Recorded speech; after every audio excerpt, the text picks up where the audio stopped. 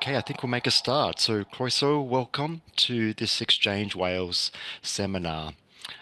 This seminar is part of a conference series happening at the moment, organised by Exchange Wales, called Being Seen, Heard and Valued, with focus on learning disabilities. I'm delighted to welcome Professor Sara Ryan to this session. Just a couple of things to go through before we commence. My name's Paul Willis. I'm Professor of Adult Social Care in the Centre for Adult Social Care Research here at Cardiff University. I'm chairing today. There'll be an opportunity to ask Sara questions about her the research study that she's presenting today towards the second half, or in the second half of today's seminar. So people can either put questions in the chat as you think of them, and I'll keep an eye on that and I'll come back to those questions later on, or the opportunity for people to put their hand up and we can invite people to unmute and share their questions with us. So a very big welcome. Let me introduce our speaker today. So today's topic is about aging with learning disabilities, and it's titled Aging with Learning Disabilities, an Invisible Affair. And I'm really delighted to introduce Professor Sara Ryan as our speaker today. So Sara is Professor of Social Care at Manchester Metropolitan University, and Sara has a portfolio of NIHR-funded studies that focus on issues around learning disabilities, autism, growing older, and loneliness. Sara is also widely known for her extensive research in learning disabilities and autism, and also as an activist, and particularly around campaigning work she has done since the death of her son in a specialist NHS unit when he was 18 years old. Sara is widely published in the media, has written a play called Laughing Boy, which was performed earlier this year based on her family's stories and experiences.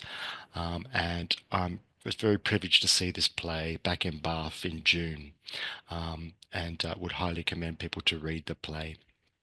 Sara's the author of a number of books that'll be of much interest to people attending today, and those include the Routledge International Handbook of Critical Autism Studies, and another book titled Love, Learning, Disabilities and Pockets of Brilliance, How Practitioners Can Make a Difference to the Lives of Children, Families and Adults. And Sara spoke at Exchange Wales conference on learning disabilities 5 years ago. So Sara, it's really wonderful to have you back. Thank you for coming back and talking about this particular project today. Really looking forward to hearing about it. So I'll hand the floor over to you. Thank you, and hello everyone. Lovely to see so many people. So today I'm going to talk about the Growing Older project, and I'm going to start by showing a 10-minute film that sort of captures the project, what it's about, and what we found. And I'm showing the film rather than talk, which is a bit unusual, but because it's a really big project. It was just under £1 million funded by the National Institute of Health and Care Research, sorry. And there was a lot of parts to this research.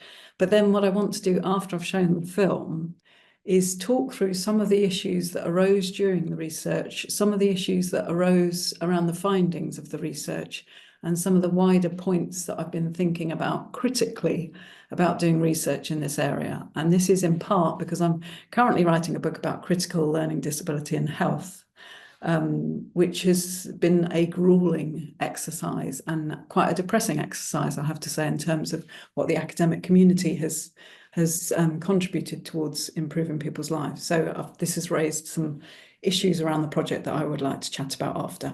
So we'll start with I should say people are living longer as background context. So the project is that people are living longer despite the enduring mortality rates, that people are dying premature deaths, but the people who aren't dying prematurely through failings in care are actually living longer lives. And this is an important developing area that doesn't get much attention and is completely ignored in gerontology, which is the study of aging.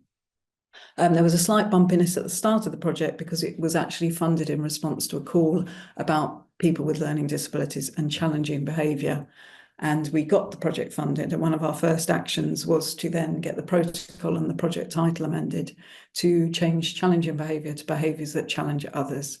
And one of the things we found during the course of the project is that this label is unhelpful. It sticks to people across the life course and stops people being listened to when they're expressing distress. So first of all, you get 10 minutes of a film, which will include some of the people who were part of the project. In this film, I'm going to be talking about the Growing Older Planning Ahead project, which was funded by the National Institute for Health and Social Care Research. The project was focusing on supporting people with learning disabilities and family carers to lead good lives as they grow older. There were 4 universities involved in the research and other organisations, and we all worked together over 30 months to complete the project. It was divided into 5 parts. Part 1 was a literature review. This means reading everything that's written about a particular topic, in this case, people with learning disabilities growing older. We read lots of articles and reports to find out what others have said about this topic, and we found there wasn't very much at all. We wrote 3 reviews. We found there's not enough good support or information for people and their family carers as they get older. We need more research to understand how things can be improved. In part 2, we wanted to find out where the excellent providers are in England. In order to do this, we had to understand how other people describe excellence in terms of living arrangements for older people with learning disabilities. We contacted 259 people who work for the local authority and found out about 80 organisations. We then had to decide who should be included in our study. We found 4 key types of living arrangements. These are living in the family home and going to a day centre, living in a residential or nursing care home, living in supported living, which means living in your own home or sharing a house with other people, with support workers coming in, and shared lives. This means people live with another family and the shared lives carer is paid to support you. In part 3, we spent time hanging out with people who were supported by providers identified as excellent in part 2. Researchers, including people with learning disabilities and family carers, spent the day with people doing what they did. This is called ethnography, or hanging out with a purpose. We found living well means living in a house you love with people you choose, close to your family if you have family, being supported to have friends and do fun things, being supported by people you know and like, and spending time outside in nature. We found growing older well means thinking about what happens when you age, paying attention to your health, having a home you can grow older in, and being supported around death and dying. Here, Robin's support worker, Hannah, describes the treasure hunt that they go on together. I make the maps and we add markers for places of interest for Robin. We try and get a mix of places he can get to locally on public transport or by foot, and places further away and maybe a new experience. He's been to woods, parks and forts. We always check to make sure the location is accessible for him. His favorite places are beaches, as he thinks all pirates used to bury their treasure on beaches. Robin has a bucket that has his treasure hunting items in. He also brings a metal detector. As we walk around, Robin will look at his maps to find the places of interest. We then distract him once we hide the coins, jewels, clues or map. People passing by usually take an interest in what he's doing and will play along. There's a treasure chest at the end. He has so many chests of gold now though, that we need to look at other items he can find. Robin loves adventuring into caves in the hopes of finding bones or a chest. He will also bring a shovel, but staff normally do the digging. What providers do is important. It's important that providers look after staff so they want to stay in their job. And it's important that staff are supported to be confident, well-trained and happy. We also learned that it's support that's poor or challenging and not people. Here is Andrew enjoying a trip to a day activity centre.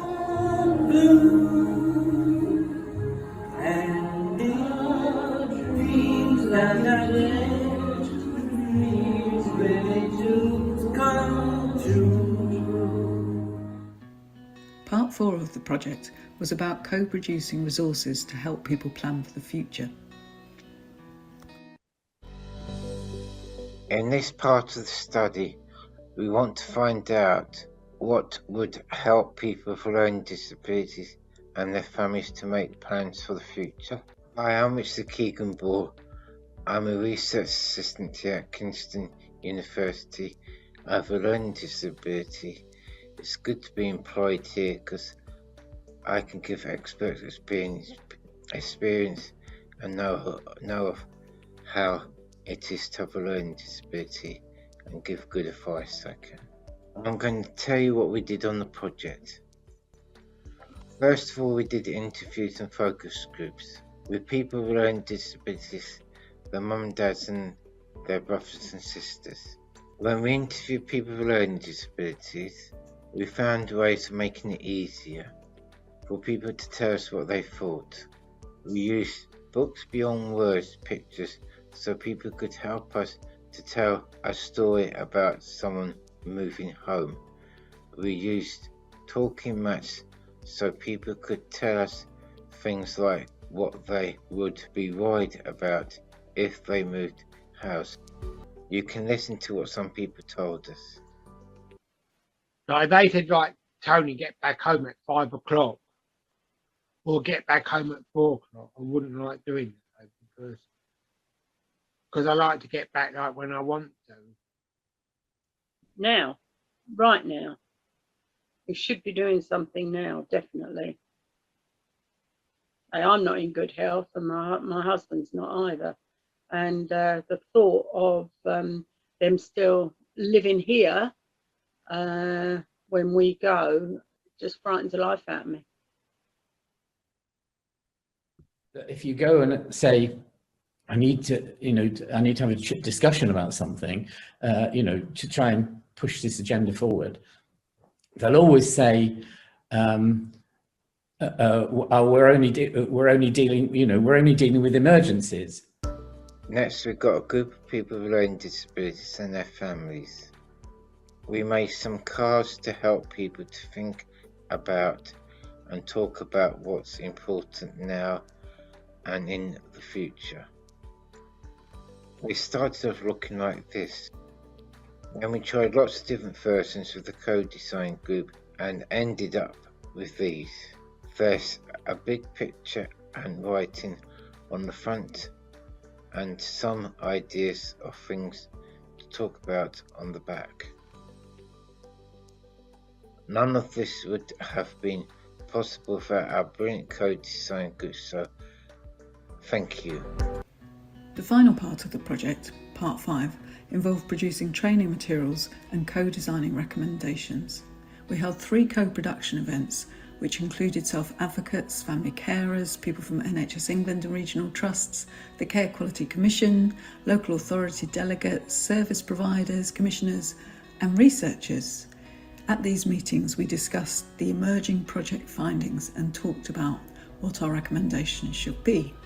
For people who couldn't attend these meetings, we produced session plans for self-advocacy groups. These had comics, quizzes and questions around key areas of our research. We also produced an easy-read version of this. Other project outputs include a resource for social work students and practitioners and 2 open learn courses. I want to know more about what you guys think of those words, challenging behaviours or behaviours that challenge others. What do you think about them? I think saying that it's a label, and I don't like to be labelled. I think it's just, I'd rather have behaviour that challenges than the challenge behaviour because it sounds better. Yeah. Why does it sound better to you? Because it's people that has behaviour throughout their lives, and I suffer from behaviour problems myself, so I know I'd rather have that. Biggest thing by far that anyone can do that I think is the most powerful and the only thing, apart from knowing your rights, is learn about person-centred planning.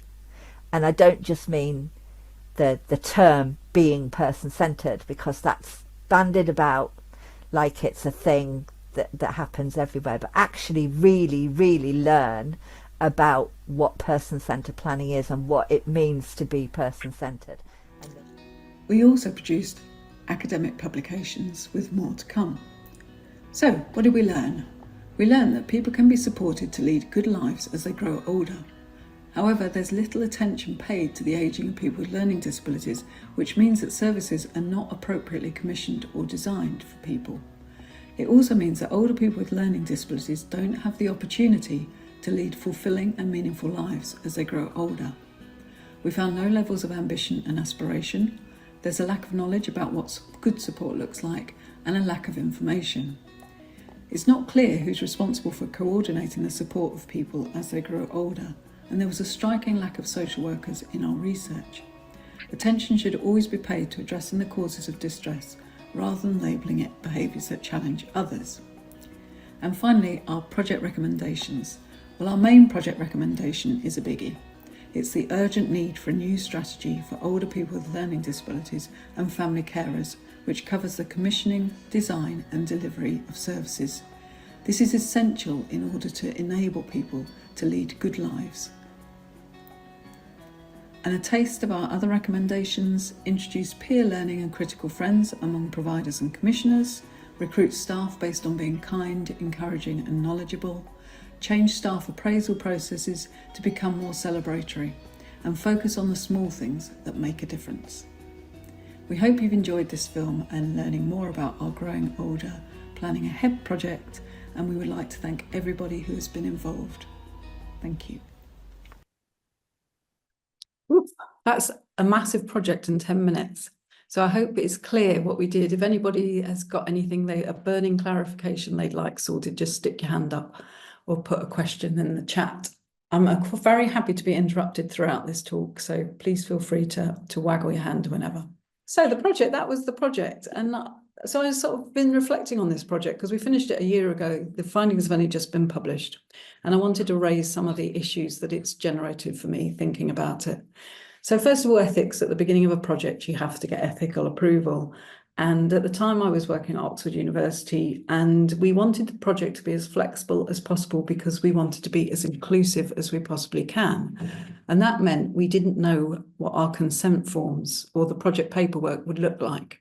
We could produce easy read versions, we could produce an audio version, but we didn't know if we needed other versions. And you heard Richard there in the film talking about alternative ways of communicating. Now, at the university, the clinical, can't remember what the group's called, but they've got like an ethics directorship. And they said to us, yeah, we have to see the forms. You can't do research without us approving the forms. So that was the first bump we had along the way. And in the end, we had to have a few meetings with the person and say to the person really firmly that people have a right to take part in research, particularly when the research directly affects them. And we shouldn't, as researchers, be obstructing this just because of bureaucratic sort of like legal frameworks around research, ethics, research governance. So eventually we were allowed to do that, and we could put that we would be creating other information sheets or consent forms as appropriate. And we went to the Research Ethics Committee, which is a terrifying experience for anybody. And we'd actually added in extra measures for the ethnography part of the project around possibly if we couldn't go into people's homes, which was the plan, the researchers spending 20 days in each one of those different types of homes, participants will wear body cameras and send us the footage.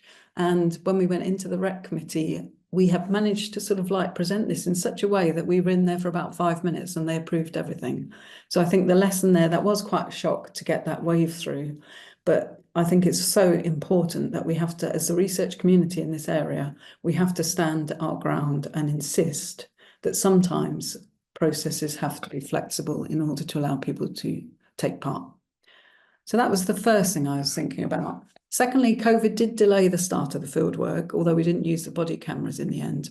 But in actual fact, that delay allowed us to sort of chat to people who were going to be part of the project online beforehand. And it allowed us to have quite a few meetings with the providers who agreed for the researchers to come into the houses they had staff at. And we were able to take time to show the importance of the project. And I think that that's something that's not necessarily focused on in research applications or research projects. That actually was beneficial for us. We prided ourselves on co-production in the project, and that was a massive learning curve. I actually had 3 or 4 projects going on at the same time, all with co-production. And I have to say, we bounced around like marbles in a jar, trying to work out ways of working together. And we were helped by the inimitable Angela Vade, who was our public coordinator, who's a family carer, who had this forensic attention to calling out jargon in every meeting and suggesting different ways of doing things. So some of the things we introduced on the back of her suggestions, we'd have monthly meetings and we would turn up as the research team 100% in the project. We were living it, breathing it, the whole thing. And we would start chatting about, what we've been doing. And Angela was saying, well, the people who've just turned up in the meeting haven't given it much thought since a month ago, and they don't know what this project's about. And you're going too fast and you have to sort of explain yourselves. So we introduced a holding slide that was easy read, and it just said the name of the project, what the project was about, what month we were in out of the 30 months, and what this meeting in particular was going to focus on. So that was a great adjustment that she encouraged us to do. And we also started doing audio minutes, which was such a delight, because once you do audio minutes, you realise how ridiculous minutes are.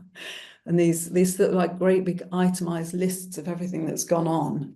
Really, really unreadable in terms of tedium. So, but if you chat through, you look at the minutes are typed, but then you have somebody who just reads through and makes them sort of like readable and interesting and accessible. So we had the audio minutes as well. So this was just a couple of the examples. And we also found that some people just wanted to meet individually. Some people wanted to be part of a big group meeting. Some people just wanted to sort of drop in and out a bit of the project and come in when they were ready. And all of that was fine. And another thing that we managed to do, by this point, I moved to Manchester Met, and we were paying people in vouchers. And we felt very strongly that the team, which included obviously Angela and co-researchers, that people should be paid money. And again, you say that in a university and it's like no, you can't pay money, we can only give vouchers. I mean, the most ludicrous statement that you can't pay money. And in actual fact, the NHR have got a helpline where they will talk through. We sat with each of the people with learning disabilities who was a researcher on the project. Our project manager sat with them and called through to this DWP helpline and talked through which benefits people were on, how much work they could do. And so this took time at the beginning of the project. It's an investment, but then you could actually pay people, and the university eventually came up with a structure that allowed us to pay people money. It's why my heart sinks when I say this, because it's so absurd, but it's another outcome of the project, really. So that's some of the sort of wider things about the project. Now, around the actual research findings, that film sort of said that's our findings, but in actual fact, one of the main findings was we decided that a good life is a life that's growing. And that applies to all of us. And a good life is when you have the opportunity to do the things you love to do, and when you do different things and your life isn't doing the same thing over and over and over again with the group of people you happen to live with. And this idea that within the human rights frameworks, people can choose who they want to live with is rarely operationalised in England. It is occasionally. I know there's somebody on this call who has as an adult son who lives in a wonderful place with people he loves, but this is very, very unusual. So I'm just going to show, Sian, if you could just show 2 minutes of Jeff's film. This is just an example of, because we did find people who were living wonderful lives, and there's a whole film that's online, and Sian will send the link after, but around Jeff.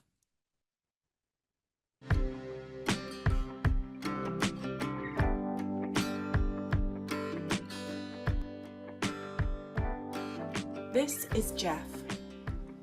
Jeff is a man with a learning disability. He is 76 years old.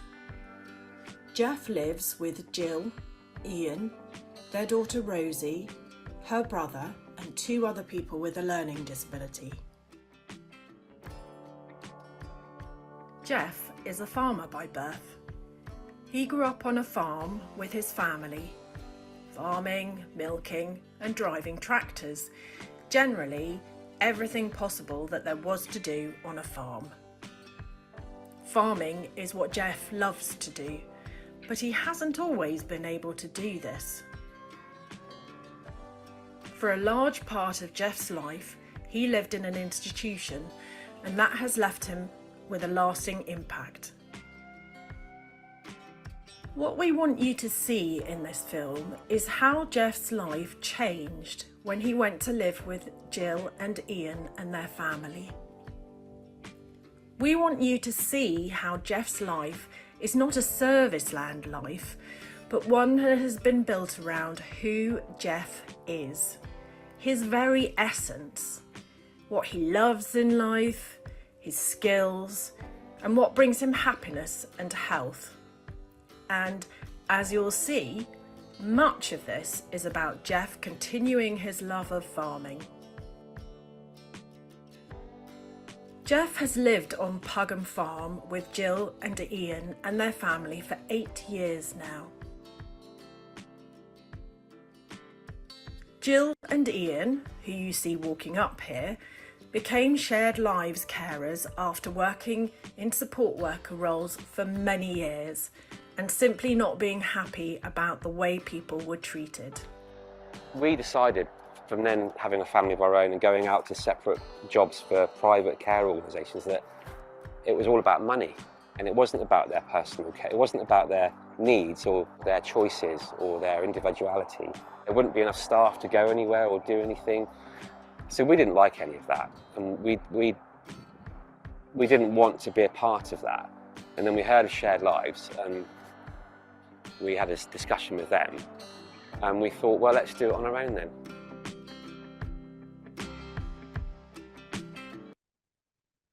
Thank you.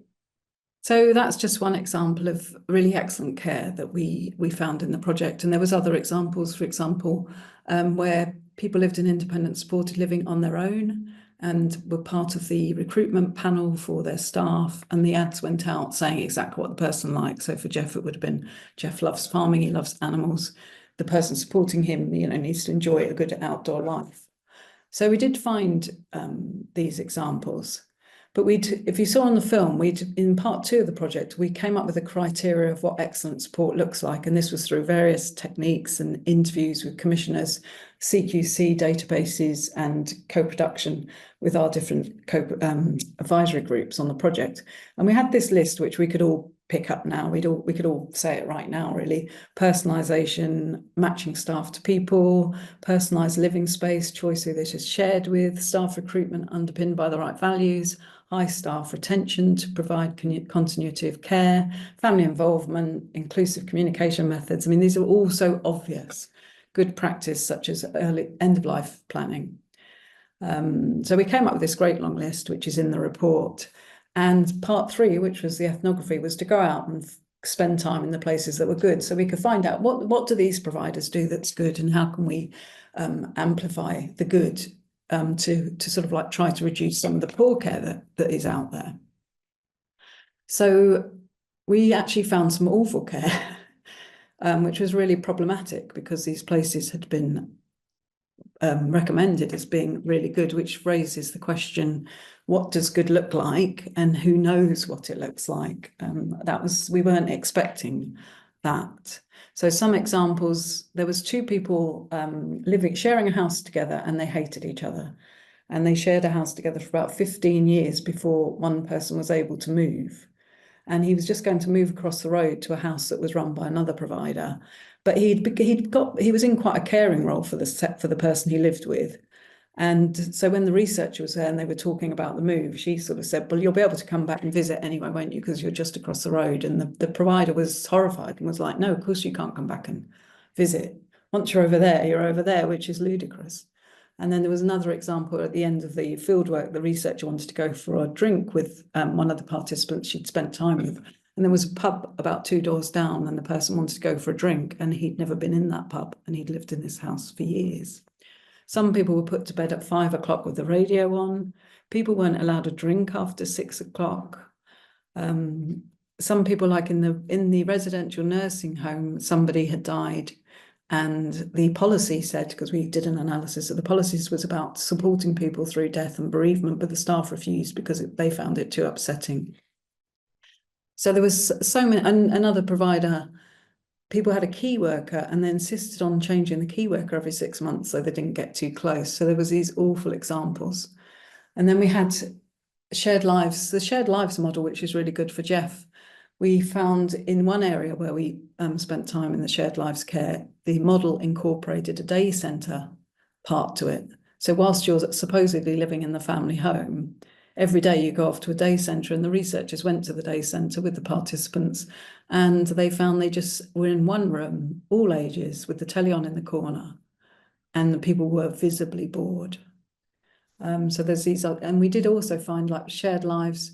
The point is, people should be supported to live independent lives, and we think around 40% of people still live with their parents into later life, and shared lives is obviously going to have the same problems because the shared lives carer is going to grow older. And really, shared lives, it does work for people, but there are some problematic aspects to it. Should you be living with a family still into your older age? And then you wonder about the normative aspects of researchers like me looking at that sort of, oh, but people should be living independently, or should we have a completely different model of care for people? I don't know. These are questions that have just been puzzling me, really. So question marks over the shared lives.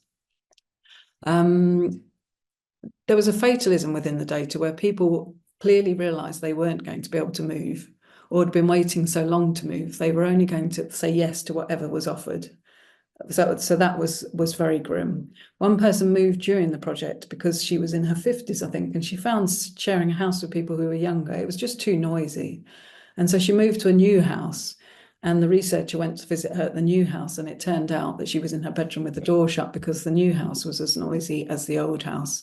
And you do have to wonder about, if you're in your 50s, 60s, the idea of living with 20-year-olds or 30-year-olds who've got a completely different part, they're in a different part of their life, or they should be. Lumping people together like this as if everybody's the same is really grim. So there was another key finding was there was no consideration of aging, which is extraordinary, really. The World Health Organization says we all have a right, including people with learning disabilities, to age meaningfully. And for people with learning disabilities, you've got this massive transition when they're leaving school and becoming an adult. It's such a massive thing. And people talk about it being the cliff edge, and there's so much tied up in that transition. But once you land as an adult, that's it for the next 5, 10, 15, 20, 30, 40, 50 years. The chances are you're not going to have a relationship because sex is a no-no. You're not going to be working because less than 6% of people are in paid employment. And you're going to be doing things that can be done with a set of staff in a group of people. And the chances are, and we found that people were going to things like bowling, the cinema regularly, the same thing. There was no, you couldn't retire. You couldn't mark different parts of your life as gaining more wisdom or thinking about doing different things. And there was little thinking about the long-term suitability of people's houses. Like, age just didn't feature, and some of the houses, independent supported living, it was clear that this was not a place that people could live when they were gaining mobility issues or anything like that.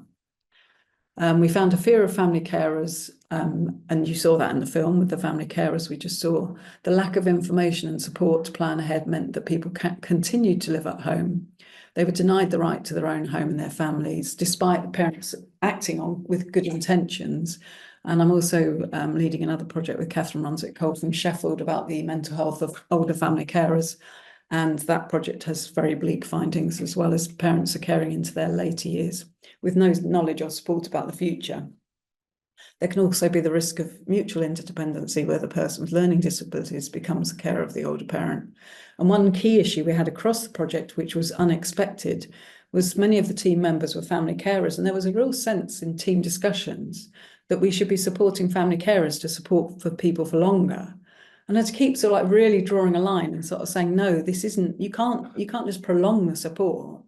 You're denying people, the family carers, the right to a life, the right to their meaningful old age, and you're also denying people a right to their own life. And so that was very problematic, and we found these assumptions in the wider project as well. This idea that it was fine if you lived at home, that's a good home, you're going to be well cared for, but this is not right. We should not be in 2024 having people living with their 80-year-old parents. We ended up with a lot of questions, some of which we managed to answer, and they're in our recommendations. But one of the questions we had was, where was social work? There just wasn't any social work support really in any of the parts of the project. One of the questions, why is good support still so rare? I mean, it's really not difficult to support people to lead a good life. A key question that was never answered, despite all the co-production workshops we did. We had so many people in the room, like we had the cascaded resources to the self-advocacy groups as well. We really tried to reach people with these questions. Who is responsible for people with older age planning ahead? And what about people who don't have a family? Why is there no focus on people aging? Why is it we just have this goggle vision that we can't see anything beyond a learning disability? Why is it? I don't know if any of you saw that podcast, BBC podcast last week.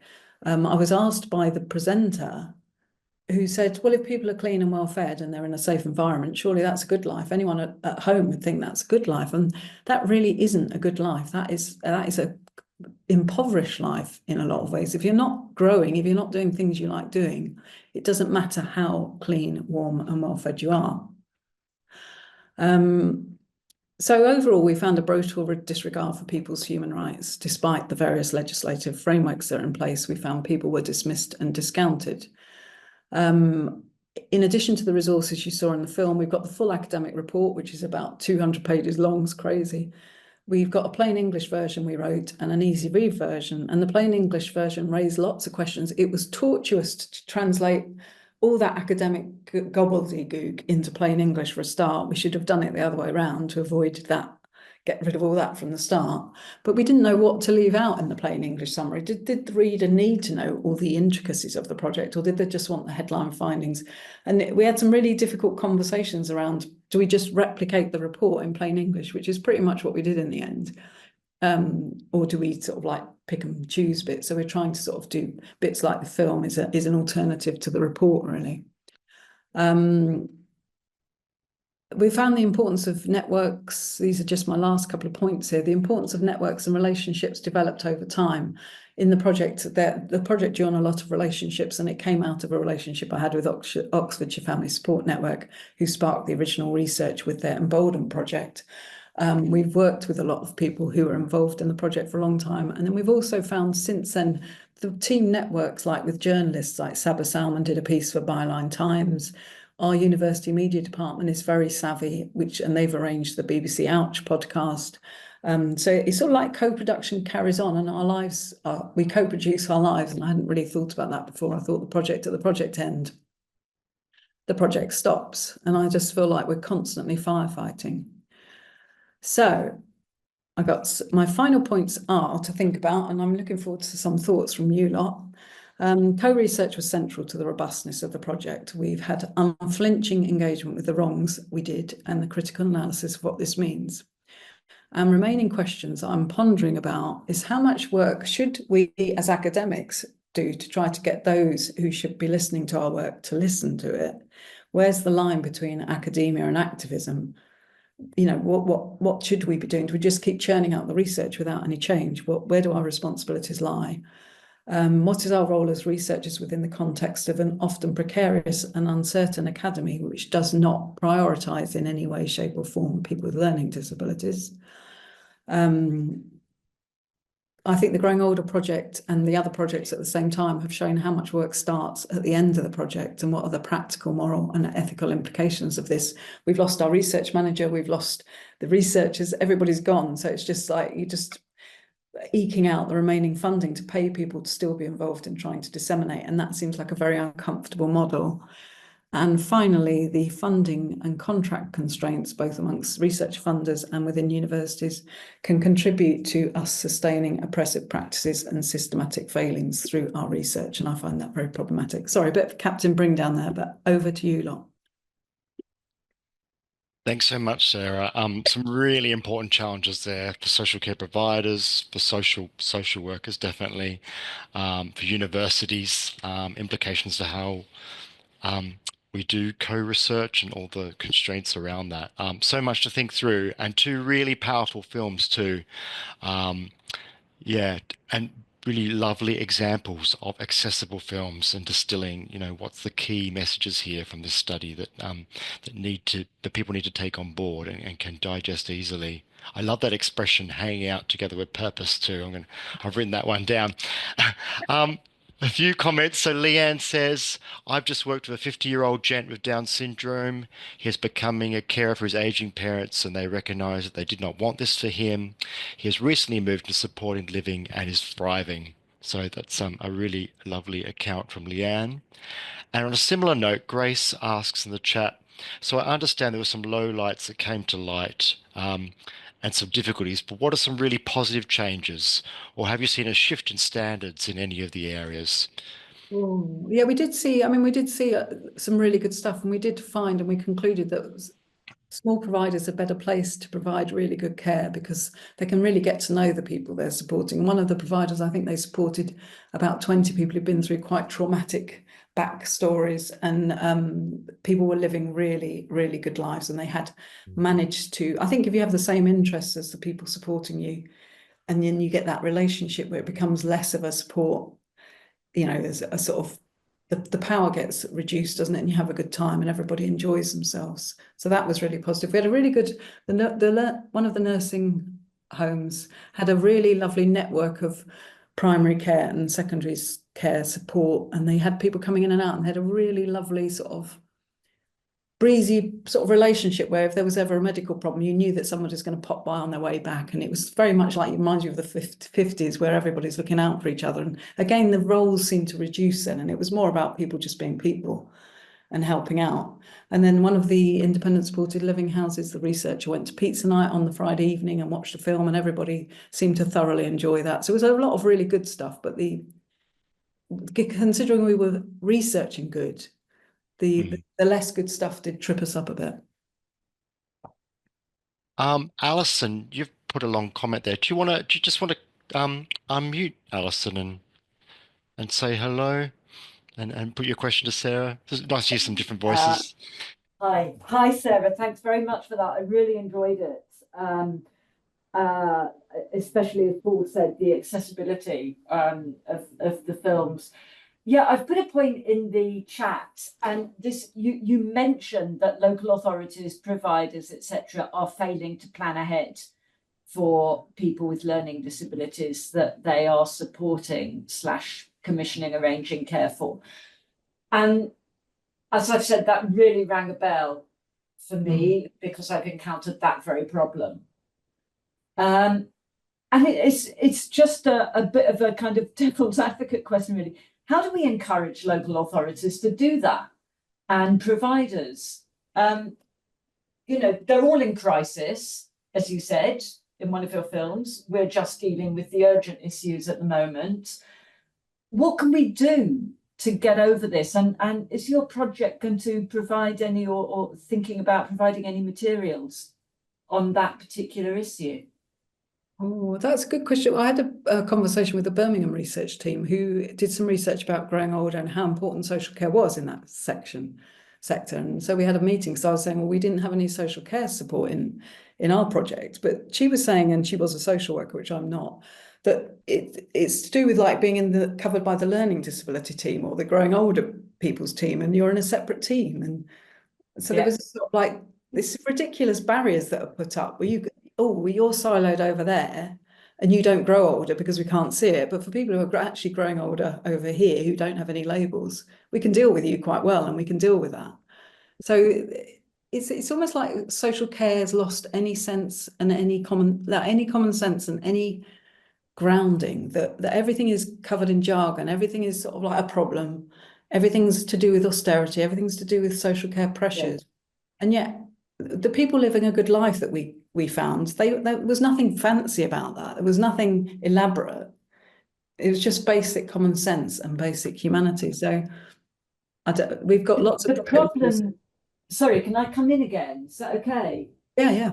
What doesn't a problem then occur when there's a kind of an age-related crisis, and they're no longer able to continue for some reason in that shared life arrangement? Or, I mean, you're absolutely right that the learning disability teams and the older people's teams just are two totally different teams. Also, of course, you don't have a social worker anymore. There's no such thing. So there's no social worker kind of seeing a person as that person develops. Yeah, but we're talking. Yeah. I was going to say, we're talking about this problem 30 years too late. We should be talking about it when the person's 20, when they're 25. Yeah. We'd be getting to the point where they're on a crisis. The parents are too old to care and they're going to be flipped into the nearest space. Exactly. We're on the same page. Thanks, Alison. So a few questions rolling in. I might actually, Stacey's a social worker and she's currently put in the chat, she's working with 2 or 3 families and they're doing some future planning. So Stacey, do you want to just say a bit about that? Yeah, I'm a social worker. I'm actually based in East Talbot County Council. We're part of the complex disability team, so we work largely with people with learning disability. I will say that our team are very good at future planning. We do this a lot. We don't like it to come to an emergency. And one of the big things for us, which we always say to families, the families are the ones who know the individuals the best. So it is absolutely vital that they are involved in the future planning, but also teaching if they were to go into like a supported living or something like that, it's about teaching the staff there to all the things about the individual. So for us, I do feel we probably do it's can't always avoid emergencies. Sometimes they happen where we can't avoid them, but we definitely do try and work future planning. And like I said, I'm working with 2 or 3 families at the moment where we're trying to find placements. We're working really closely with the family, but it is a sensitive subject. And a lot of the times the family aren't quite ready to give up that support. Thanks, Stacey. Yep. Sarah, do you want to respond? No, I think that's great. And I think that it's just that was part of the project, was to find this good practice and share it. And so we did have some commissioners in the project doing the same, social workers. Not social workers, we had learning disability teams doing some of this work, but generally we didn't. So yeah. A question from Jonathan Taylor. Did your research find any trends, differences between the types of service providers? No, that was really interesting. That's why we concluded the good life was a life that was growing, because it wasn't that one type of provision stood out at all. And each one had sort of like benefits and less benefits. So no, we didn't. Which I think is great, because people should have a choice, shouldn't they? And there's another comment from another person working in a learning disabilities team in North Wales. They have a similar procedure to Stacey's team, and a discussion we undertake with families and individuals. Maybe there's another project here, Sarah, about social work practices in Wales and supporting people in later life. I would say that, wouldn't I? There's a comment here from Wendy. I found there's a shift in culture as younger parent carers are more willing to discuss the future and look at planning contingencies than our older parent and carers, and these can then be the families where we end up responding in crisis. Yeah, I know Gail Hanrahan, who's on the call, she's been doing a lot of work in Oxfordshire around supporting families and trying to sort of support younger families. And I think the research showed that 4th part where Irani's team and Richard worked with family carers.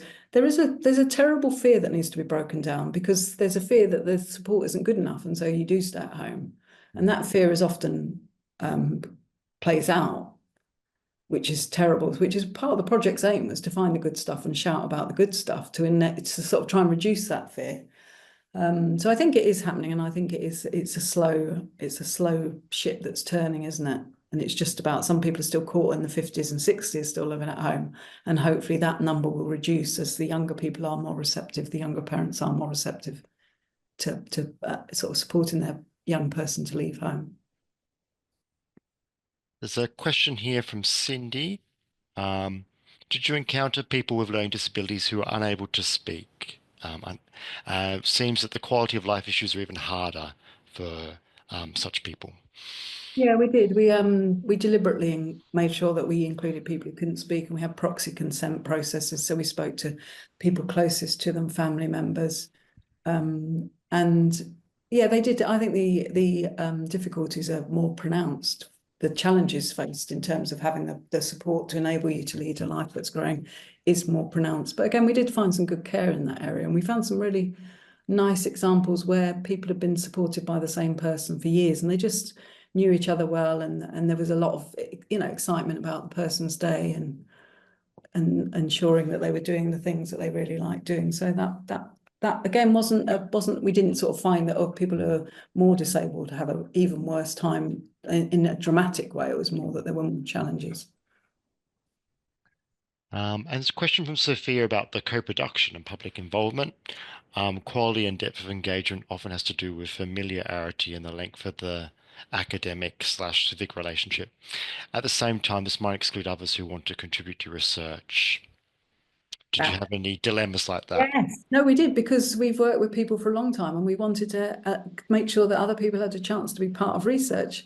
And so we co-designed training for our ethnographers, and we did get pulled up by the St Clair self-advocacy group after we published a paper about ethnography. I can't say it because they said they came up with it. You should have called it something else, which we agonized over, couldn't come up with anything. And they said hanging out with a purpose. So that is what we call it now.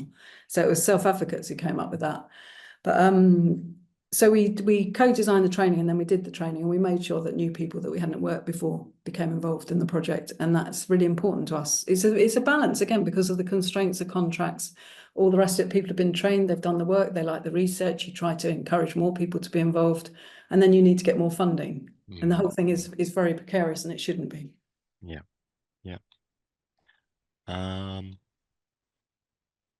There's lots of comments in the chat. We'll have to send you a copy of the chat so you can look over it later, because people got lots of interesting things to say from a lot of practice perspectives too, which is great.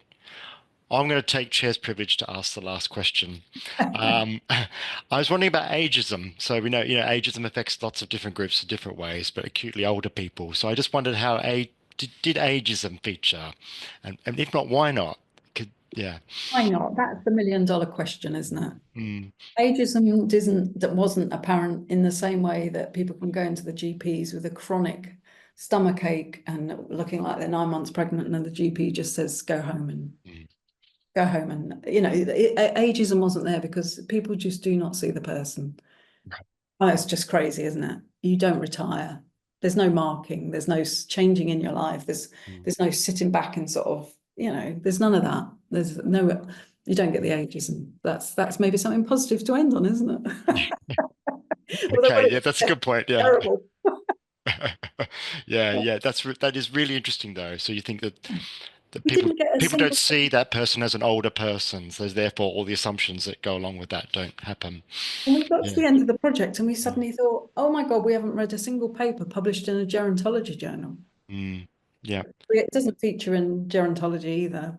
Again, researchers are there, just don't see it. It's not a problem.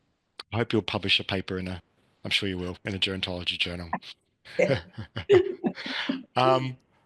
think that's all the time we've got today, folks. Thank you so much for all the comments and questions and practice perspectives. This is the kind of discussion that we love to have in this seminar series. Sarah, thank you so much for presenting such a powerful project. Some fantastic films, really good examples of accessible outputs, and so refreshing not to have PowerPoint slides as well. So you've set the bar high. I'm gonna try this challenge myself sometime soon in the seminar. Thanks so much, Sarah. All the best for the work, and we look forward to seeing this as it grows. And it's obviously an area that needs much more attention from both research and provider perspective. Thank